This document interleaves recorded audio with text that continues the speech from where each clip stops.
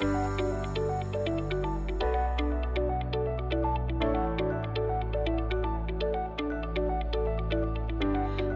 I'm Lexi and this is Hannah and we're Wild About Conservation. This is the podcast where we explore the world of conservation through discussions with our very knowledgeable guests. And in this season, we're focusing on all things ocean. In this episode, we speak with a friend of ours, Alice Moore. Join us to get absolutely hooked into our chat about sustainable seafood, the Good Fish Guide, and managing our ocean resources in a responsible way.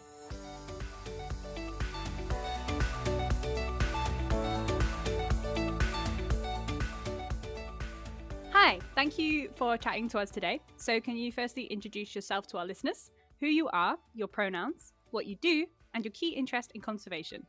Yes, hi, my name is Alice. My pronouns are she, her, and I work for a UK-based charity called the Marine Conservation Society. And specifically within that, I work in our fisheries and aquaculture team on something called the Good Fish Guide. And the Good Fish Guide basically is a resource for both consumers and businesses to find the most sustainable seafood options. In terms of what got me into conservation, I think I've always been interested in marine life. I've always spent a lot of time, by the sea, going in the sea, swimming, sailing, that sort of thing. And it was one of those ones where I was sort of leaving school and I had no idea what I wanted to do. And you sort of sit in that room with your careers advisor and you're going through things, and it kept coming back to marine biology. So that led me down a path of, studying marine biology at university and trying for different jobs. And I initially got my first internship with a conservation charity, and that kind of everything went from there, really. That sounds awesome. But before you get us absolutely hooked into your experiences, we do have a very short game we like to play with guests. It's a really fun quickfire round of a few questions just to keep you on your toes and so we can get to know you in a different way. Perfect. So, firstly, can you tell me if you could be any animal, what would it be? I would be a bird. I don't know which kind of bird, but the ability to fly anywhere and get anywhere you want it to be just by flying, I think would be really cool. I see that. I understand why. What is something that you love that has absolutely nothing to do with conservation? I love baking. I make a lot of brownies and cakes and banana bread and that sort of thing. Oh, it's been a good year for that then, because I've been very attached to my oven recently. And finally, would you rather be a dung beetle, a mayfly, or a cockroach? A dung beetle. I don't know why, but I just think they're pretty cool. That's fair. I was going to say out of the three, if that one calls out to you, then it does. Yep. We are a little bit mean. Also, I just have to point out, Alice, I have never had any of your baking and now I'm very heartbroken. Well, I know, but the thing is, when I see you, we're usually seeing you at 7 o'clock in the morning when I'm sleep deprived and launching myself into the sea, and I don't have time to gather myself together, never mind baked goods. Did you pair start wild swimming together? Was it when you first both started? Mostly, yeah. So Yeah. I've done it. I've done it before, bits and pieces growing up. I've always been in and out of the sea, but kind of properly starting regularly was with Hannah last summer. May I just say you're both insane? You're welcome to join us anytime. Oh, Lexi hates the cold. I have tried to get her to join. So Alice and I did our ice swim together, and we are just picking it back up now after maybe like a month and a half of not really swimming that much, just because it's just been so dark. Yeah, we took a bit of time off because of the dark and the ice and things. It didn't feel so safe to be traveling to swim, but now we're definitely getting back into it. I'm happy for you both. I will watch from afar on dry land. That's what we also need. Someone looking out for us from afar. But before we end up down an absolute wild swimming hole, finally, Alice, every episode we ask our guests how they get wild about conservation. So, how do you get wild? What a question! I don't even. I mean, a lot of things about conservation excite me. I think my main way of getting wild, I guess, especially at marine life, is just being near it. So, most days I try to get for either walk on the beach or swim on the beach, or I'm planning my next trip to go snorkeling or scuba diving. So yeah, just being in and around marine life, I guess. I love that. It seems to be the biggest one is get outside and enjoy everything around you.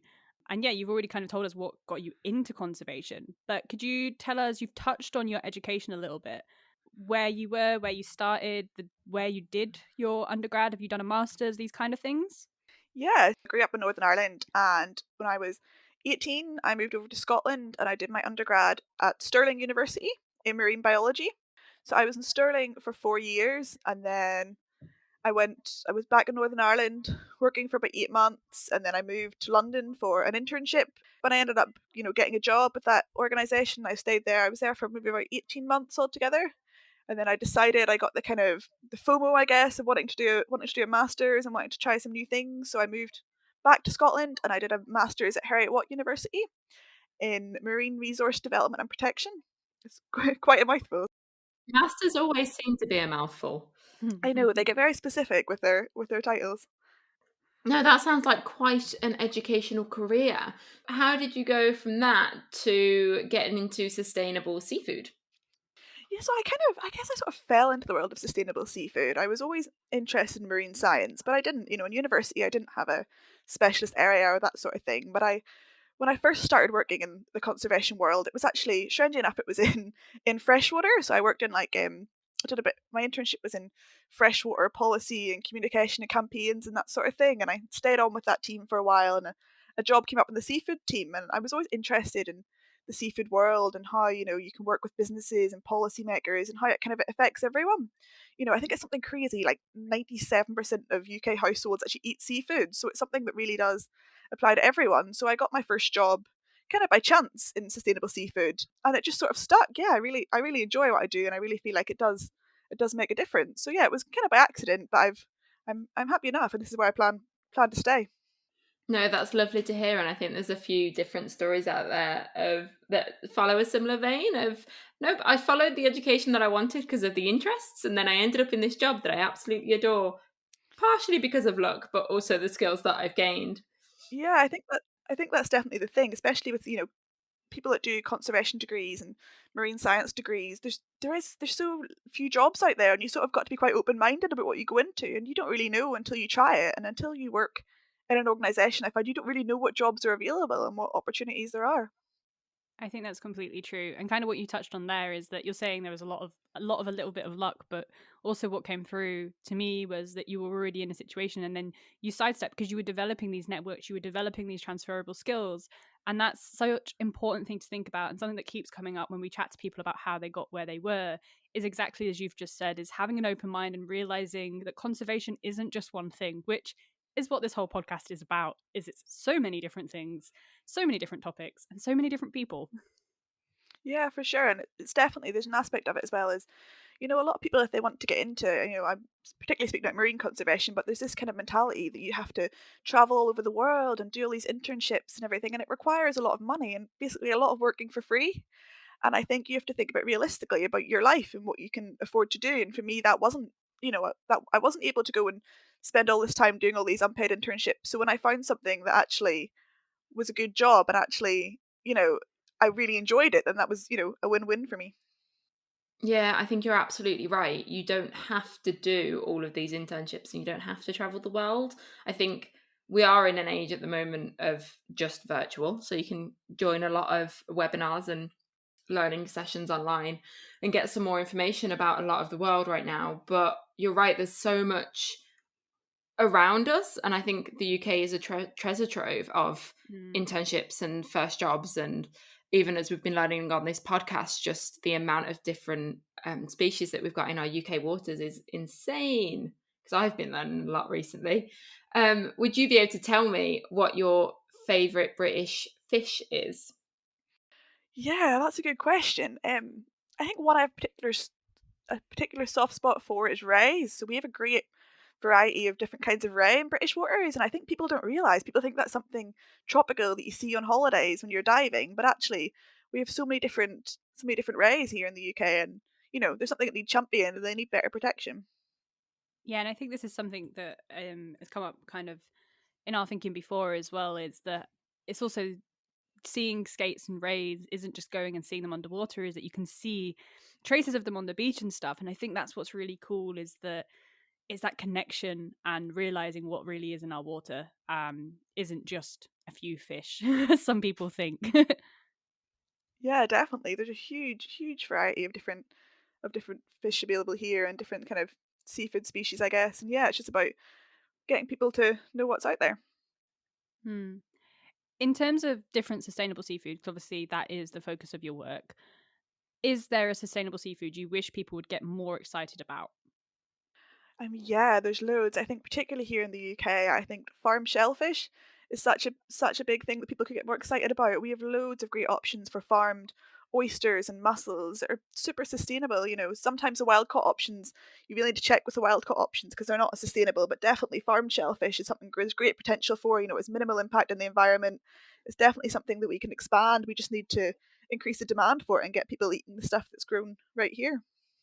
So we know that you work in sustainable seafood, but could you tell me what your job entails? Like, what does a day in your life at your work look like? Yeah, so on a day-to-day basis, my job, it really involves a lot of research. So I'd say that's probably my favorite bit about my job is I'm constantly learning. So every day I'm sort of researching a different species, and I don't think many people can say that about their job. So what I do is I look at things like scientific stock assessments that are figuring out what the biomass is of each species and what the fishing pressure is on it, and I interpret that information into things that's easy to understand, both for businesses and for consumers. We also look at things like published journal research articles and see any new research on fishing impacts, and look at things like government websites to find out what management measures are in place. And we also look at, are those management measures being effective? So that's sort of a day-to-day basis. It's very computer based, but hopefully, I'm hoping later on this year, once restrictions are lifted, I can get out and about a bit more and maybe visit some fish farms and visit some local fisheries and get to know the people and how things work a bit better. So yeah, it's research based, and we're taking complex information and making it more accessible for the public.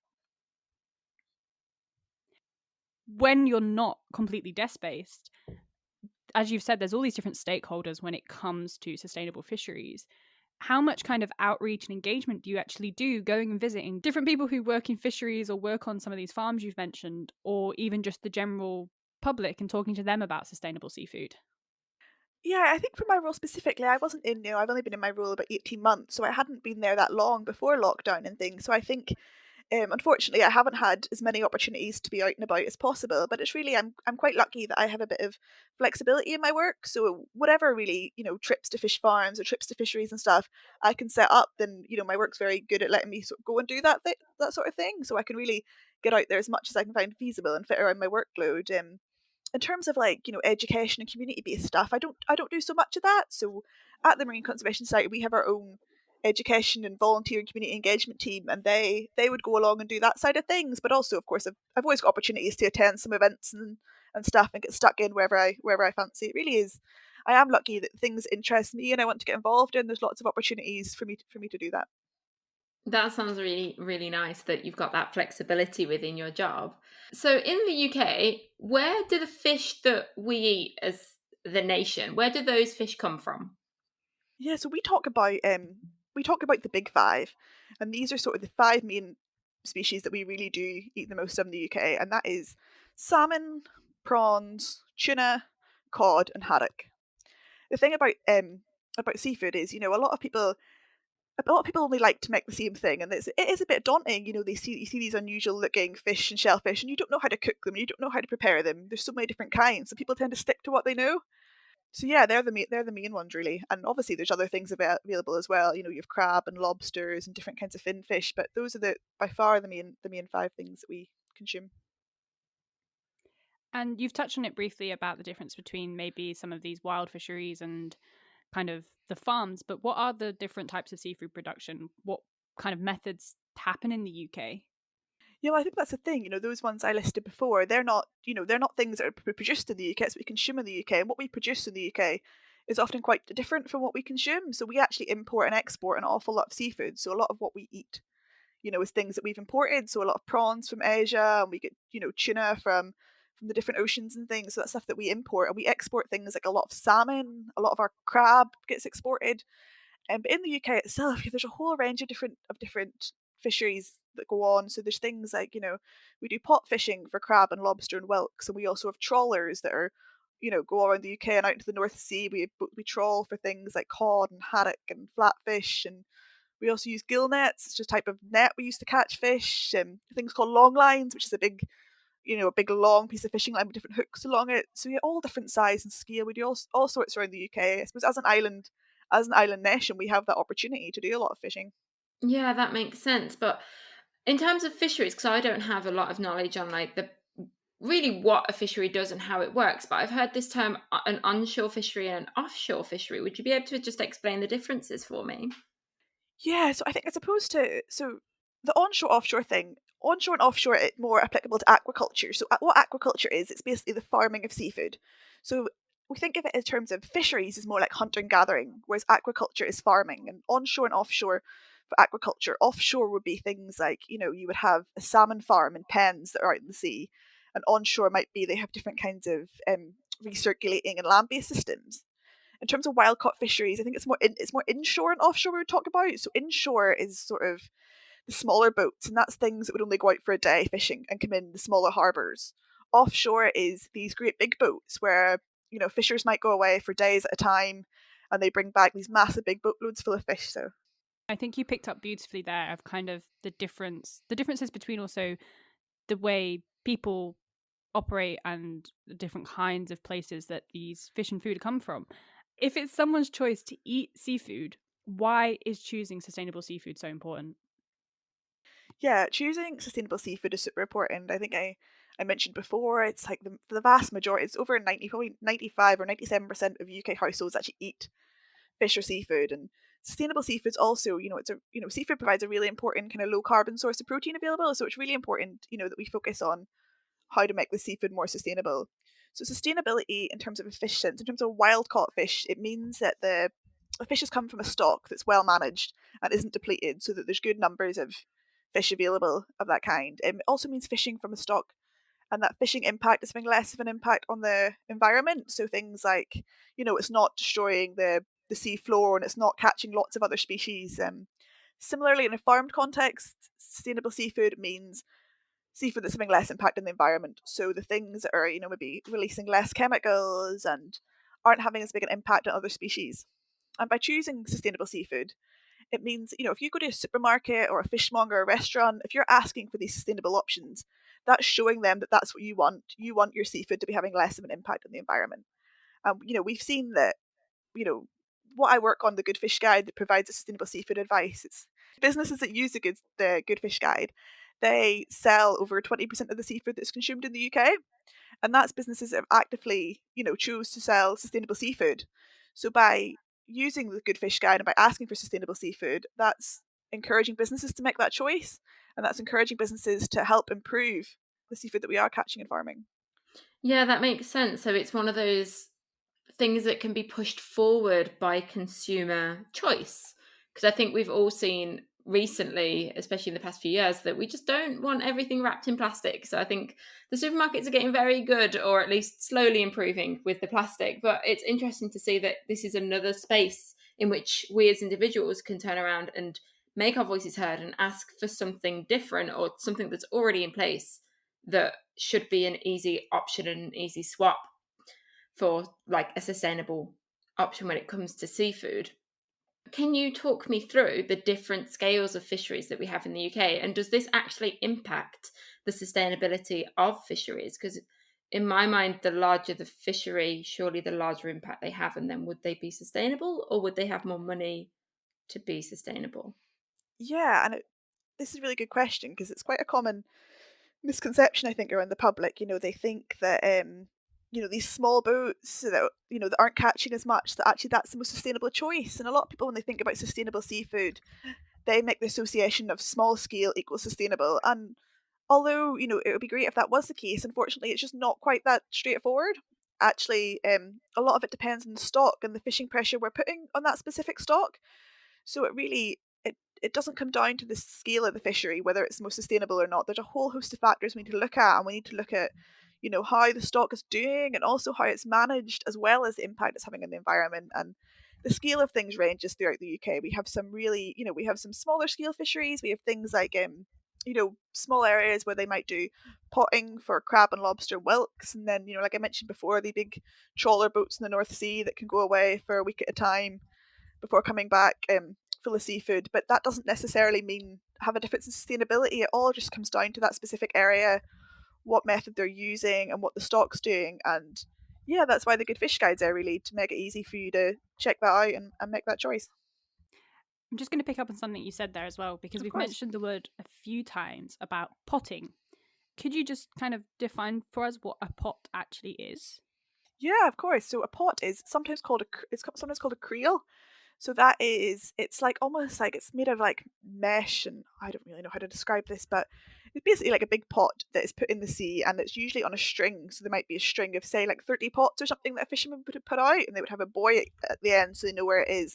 And it's used to catch things like like crab or lobster or whelk. Sometimes also used for things like scampi and different species. And it's just a method of catching seafood, and it's a good method to use because it has less impact on the environment. You're not dragging a trawl or something across the seabed, but obviously that's not the only factor. So even though it might be having less impact on the environment, if it's catching something where there's not huge numbers of it, it wouldn't always make it a sustainable method.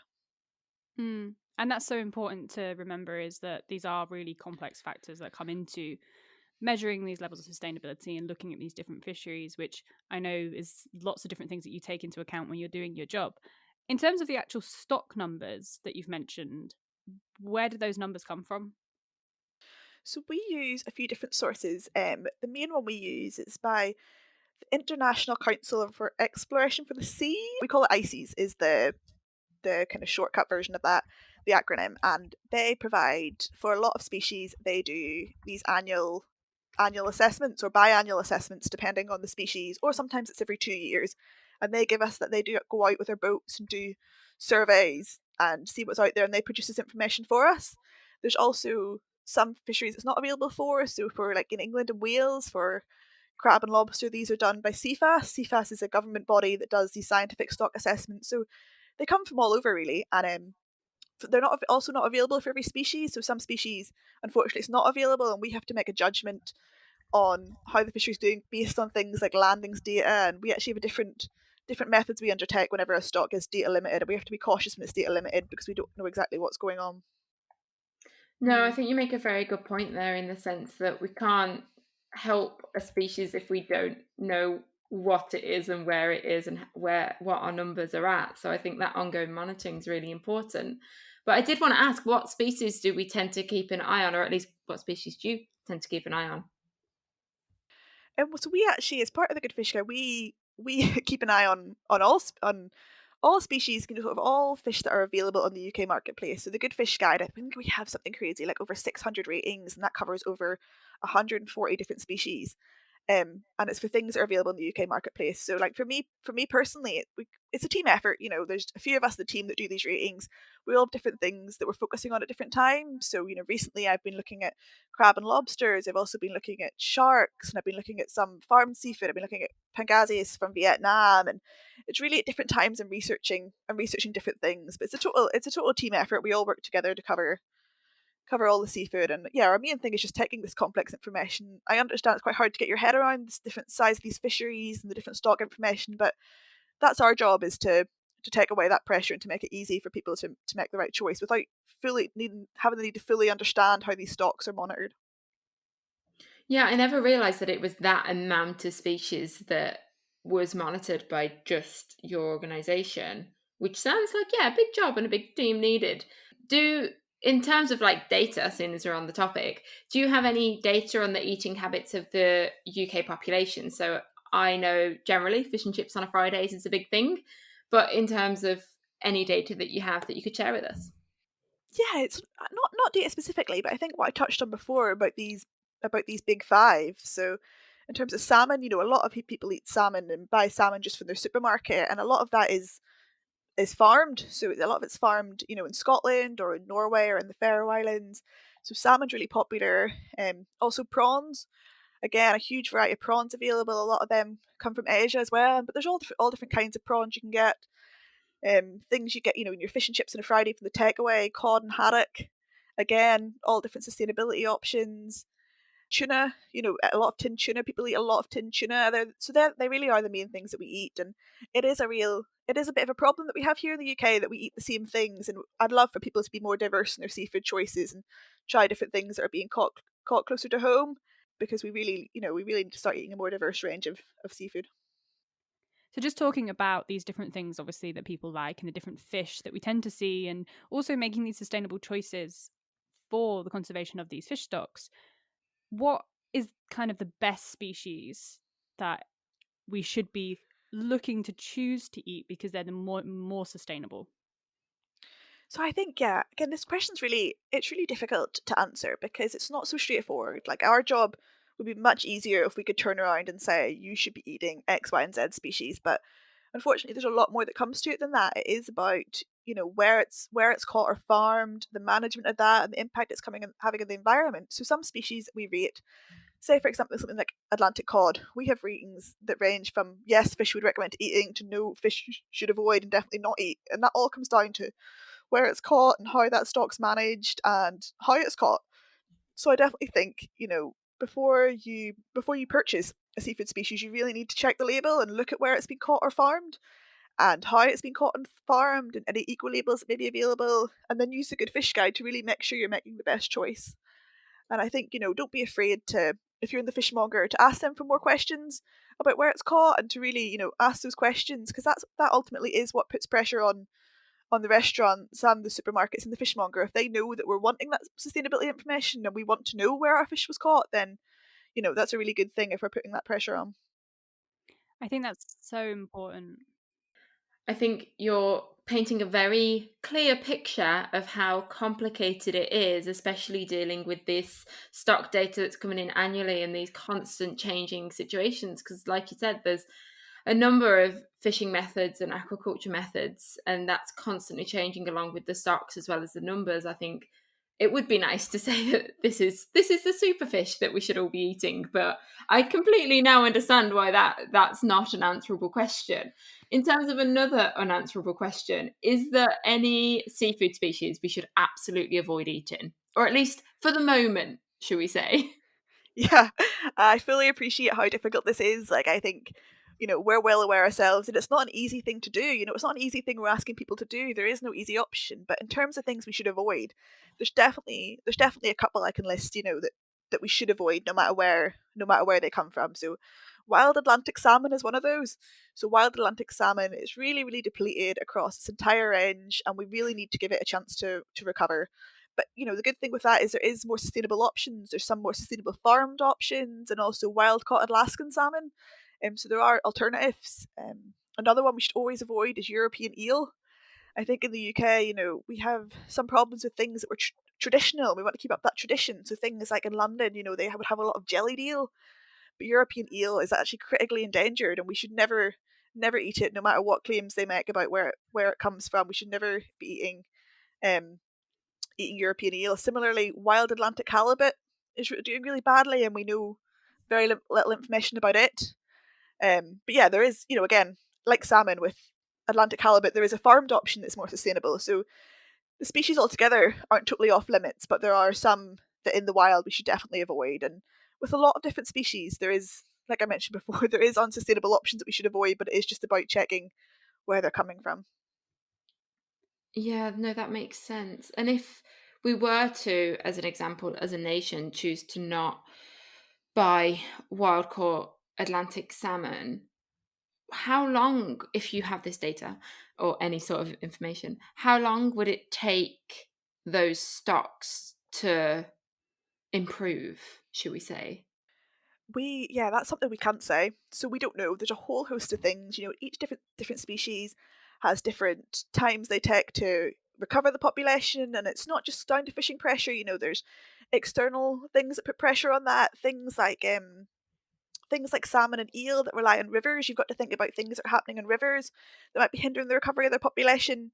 And basically, something like Atlantic salmon, I think there's 9 different reasons or something that have been listed for why the population isn't recovering, and we can't put it down to any one thing. So we know that we should avoid eating it because that's putting pressure on it, but it's not necessarily the only pressure. Hmm. Things like climate change can also impact species. So we can't specifically say, and I wouldn't want to say, okay, don't eat this for 10 years and then you'll be able to eat it again, because that's sort of where the problems arise. People think it's either okay or it's not, and it's not that clear cut. And I think we need to just trust the scientific experts and wait for the advice to come out to say that it is doing well again.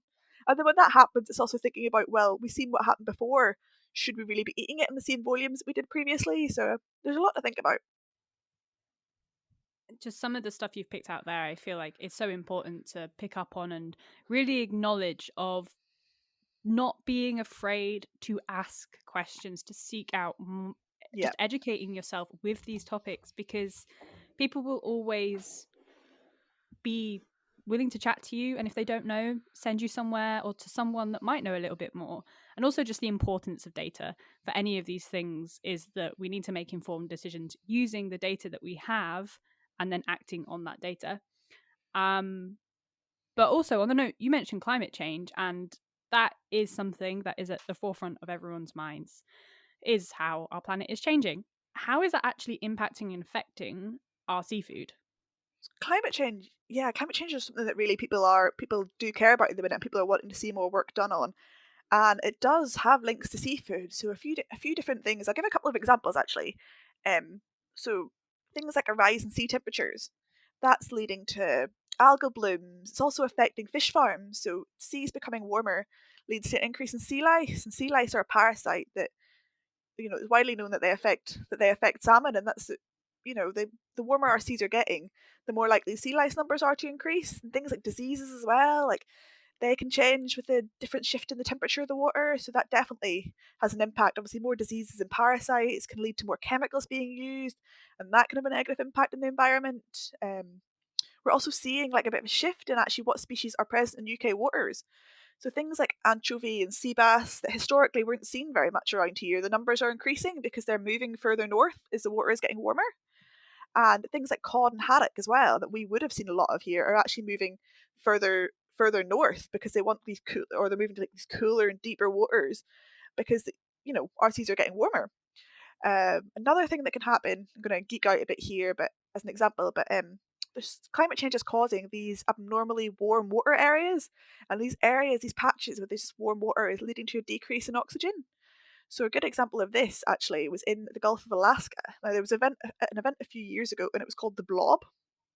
What happened in the Blob was this patch. You have this water that got really warm, and the oxygen was depleted, and their cod stocks. Actually, in that time, I think it was 2014 to around 2017, the cod population in that area declined by more than half. And that wasn't because of overfishing, it wasn't because of any other factors, it was because this water was oxygen depleted, it was killing off all their cod. And that's had like a knock-on effect. So it's not just killed the fish during that time. That means that the fish that that would have been there haven't been able to reproduce, and we still have really low cod numbers now. And that's actually meant that like the authorities there, they've had to close off the cod fishery to allow that to recover. And then there's other things, like ocean acidification, sea level rise, more frequent storm events, and they can damage things like infrastructure, they can damage fish farms, and they can they can have impacts on fishing operations. So yeah, there's lots of different links between climate and seafood, and actually, some of them we don't even understand yet. We're only beginning to understand. So again, that's part of the, like we've talked about before. There's so many, there's so many things, and I don't want to overwhelm people by thinking about, oh my goodness, I have to be thinking about all these things back to seafood, because that is, that's our job. That's, running the Good Fish Guide, that's what we do. We're kind of, and we are taking, these factors into account, and yeah, we're providing, hopefully making things a bit clearer. So I don't want you to panic about thinking about these things as well. I think that's what's great though, is by having something like the Good Fish Guide, is that there is a place that you can go to and think about these type of things when someone has also started already thinking about all of the effects of climate and changes in other factors for you. Just off the back of that question, if you're able to answer this, we've got animals moving north because seas are warming, and other animals moving further north because the seas are warming, so they're looking for colder water. The ones with the colder water heading north there is more impacts acting on them and more pressure acting on them because their area they can live in is getting smaller. But these animals that are moving from, say, what we would expect to see if we went on a trip to Greece on the menu, like squid, or I think you also mentioned sea bass. Do you think in the future that maybe these kind of choices might be what we look towards more because they're going to become more common in our waters? I think that's really hard to say at the minute, to be honest, and it's not something that I really know enough about, and I don't think we'll be able to make those kind of decisions until that's happening. So yeah, I don't really know. It's something worth keeping an eye on. I think that's a great answer though, is we should keep an eye on it and see where the data goes, because that will inform us of how these changes are happening in our seas and maybe the different food choices and menus we might see in the future. Yeah, I think that's something as well. Like seafood as a whole, there's so much that is unknown, and it's like we can't see. It's different to we can look out and we can count the amount of animals there are on land, so we know how many of X, Y, and Z animal are left we can see on land. But with fish, because it happens over time, you can't actually see that movement. So you're judging on what fishermen are catching, and you're relying on this data coming in, and it does take time for that data to build up, and you want to see years worth of data to know if it's just an anomaly. And you guys have worked in science, you know what it's like. You see so many kind of false positives and this sort of thing, so it does take years to actually see these impacts happening. Mm. Absolutely. It's a very complicated science on top of a bit more complicated policy, and then add in some sustainable livelihoods, and we've just got what you do, which just sounds like a minefield, but also very interesting. So there's that. I did have a question. So we've been talking about the stocks that you monitor and what you do, but fundamentally, could you tell us what is a seafood sustainability rating? Yeah, so this is probably going to clear some stuff up by going into a bit more detail of what it is I do. So the Good Fish Guide, it uses the best and most up-to-date scientific advice available on how sustainable seafood is, and it looks at the complex problems surrounding seafood and summarizes this into a traffic light system. So there might be a rating for, like I said before, we have over 600 ratings, and a rating might be for a particular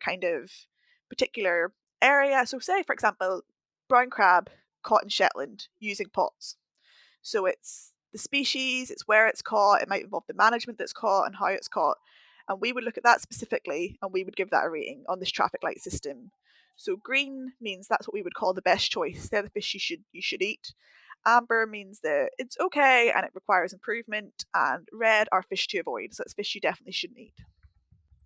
Okay, now I absolutely know what you mean when you're saying that you're taking all of this complicated information and turning it into an easily digestible situation for us as the general public to understand. Excuse the pun. Um, so, I have a question. You've mentioned the Good Fish Guide a couple of times, and I've only seen it in pamphlet form everywhere. I've seen it in loads of places. But especially with this day and age where we take paper a lot less when we're thinking about other ways to be sustainable, is there a version of the Good Fish Guide online? Yes, definitely. So we have a website and we also have an app that's really handy. There's an app you can download to your phone, and that means you have all the most up to date information available right there. And we provide some updates to this twice a year, so it means that everything's up to date. And anytime there might be a change in management or there's new scientific advice available about the stock or about the farming method, we'll update those ratings so you can be sure that everything is up to date. Excellent. This is something I didn't know about. So, in terms of obviously, that's one thing, and especially going to the Good Fish Guide and this kind of 600 species is a lot of ratings, which is excellent to be thinking about. Say we go to the shop and we've got Good Fish Guide in our back pocket. Is there anything else we should be looking out for? I've heard about the MSC and the ASC eco labels, and you did mention eco labels earlier. So, what is an eco label? And I mean, what do they mean? Yeah, so eco labels, they're really important. You might have actually seen them in other kinds of food. So things like the organic label you see across different kinds of food. There's things like the RSPCA might have a label, or there's like Red Tractor certified, I think, for some food types. So it's similar to that. So what the MSC is, they're also known as the Marine Stewardship Council. So they are a certifier. So what they do is they will certify fisheries. They'll charge fisheries to be certified, but that'll be conducted through a third party, and they will certify a specific fishery. And once a fishery is certified, it's certified and sustainable. So once it's certified as sustainable, they can have the blue tick, which they can put on packaging.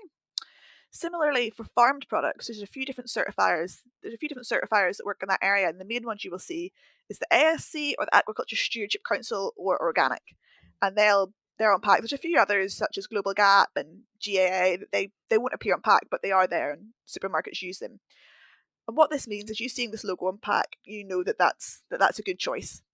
It's not the only thing to take into consideration. Just because something doesn't have one of these ticks on it doesn't mean that it's not a good choice. As you have to pay for these certifications to be done, and some small scale fisheries or some smaller farms might not be able to afford for it, or they might not have had the chance to go for it yet. So that doesn't necessarily mean you should avoid eating it. But if you're getting overwhelmed and you just want to make sure you make a good choice, then definitely these ecolabels are a good thing to look for. And the thing that Good Fish Guide does, it's a bit differently, is you won't find the Good Fish Guide label on a packaging, but any fish that you see in a supermarket or in a fishmonger's or in a restaurant, or at least the vast majority of them, you should be able to find out that information through our app or through our pocket version or on our website. That made perfect sense. And I think that's the other thing as well, having it on the app, obviously, you can stop for a second. And I know for me with fruit, I do this. I always check where the fruits come from, because you said this earlier about thinking about local. As kind of all three of us are similar ages, I remember the fisherman making his rounds in his van, and he would pull up on your street, and then you would go and you would get whatever fish you were thinking about. And it's just taking that second to think about either buying as local as possible, reducing carbon in that way, or using your phone to look at, okay, what is the rating on this, or reading the label of looking for, dolphin friendly and all of these kind of things. They're all different types of labels, as you've just mentioned, that mean slightly different things. And it's just having a look for that tiny second longer so you can make a bit more informed choice about the food that you're eating. Yeah, and we know that like whenever you go to a supermarket, there's so many things to think about. Like today in today's age, we're thinking about the plastics that are in it. You're getting to your washing powder, and you're looking for things like phosphorus. And like you said, yeah, with your fruit and veg, you're looking for organic, and your meat you want to be certified, and your eggs are free range. And there is so many things to look for, and that's what the Good Fish Guide tries to cut through to make it that bit easier to know what you should be looking for in terms of seafood. But we know it's no easy job. And we know that like people put a lot of pressure on themselves to make the right choices, and it is just something that hopefully by making the right choices, we're putting the pressure on supermarkets and on retailers and things to actually realize that customers care about this. So by taking that extra time, you're letting them know that that's something they care about, and then that's something they need to invest in and make sure that they prioritize. Yeah, and with the shop as well today, my first thought was, and also telling people to not walk any closer to me than 2 meters. Yeah, Get there's away. definitely added pressure at the minute, that's for sure. You're absolutely right. I think there's just so much going on for every individual that any small change that we can make, if it is positive, then go for it. And if you are a lover of seafood, taking that extra second to download an app and having a quick look through it means that you are educated to another level, and you might be able to make smarter food choices as you're going around, or just get adventurous and try a different type of seafood that you've not tried before, which I do understand is absolutely terrifying. Do you have any specific species that you focus on, just you, on your work? Like, are there any specific crustaceans or fish that you're looking into, not just your team?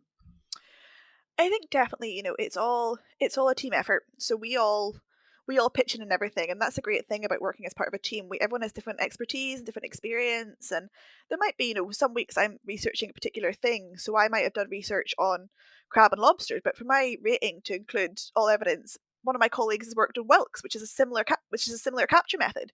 So we would Mhm. definitely work together to make sure we have that knowledge that goes across it. We also make sure, all our research we do and our ratings we put out, they go through an intense internal review process, and we also go out to external consultation to get the views of all different stakeholders and any data we may have missed. But yeah, for me personally, it changes all the time. So for our different ratings updates, I work on different species. Like I said recently, particularly crab and lobster. I've done some kind of shark and ray ratings recently. I've done some different farmed ratings. So yeah, it just really depends, and it changes all the time. And that's the best bit about it, is that I'm always working on different things. I don't have such a niche specific area. I can work across different species and help colleagues out with what they're working on, and vice versa. No, that sounds really interesting, and there's nothing better than a job where you can stretch your wings a little bit and get some new skills. So even looking at some different species and learning from the colleagues that you're talking about, I think is really exciting. So I Yeah. think you've kind of already answered this question, but just to double check. So the Good Fish Guide, it focuses on global species of fish. So not just that food that's consumed in the UK or just caught in UK waters. It is global. So yeah, there's a bit of a distinction here. So we focus on food that's available in the UK. So things that Okay. consumers are things that you eat in the UK is what we focus on. But that means that food comes from everywhere. So not everything I touched on before, but not things that we eat in the UK are necessarily caught or farmed in the UK. So a lot of what we eat would be things like tuna and prawns, and those things aren't all farms. Most prawns aren't farmed in the UK; they're farmed over in Asia. So we're looking at we're eating those from Asia, or Like I've worked on things like cod and pollock that's caught in Russia because it's available in the UK marketplace. So although a lot of the things that we work on, we try to cover most species that are caught and farmed in the UK as well, but it's also things globally that are available to eat in the UK to help out UK consumers. Just on that note, something that just kind of occurred to me and I think is kind of fascinating.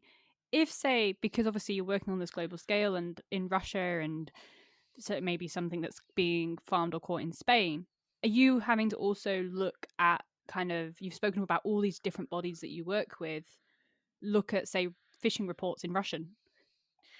Yeah, I mean that is part of it.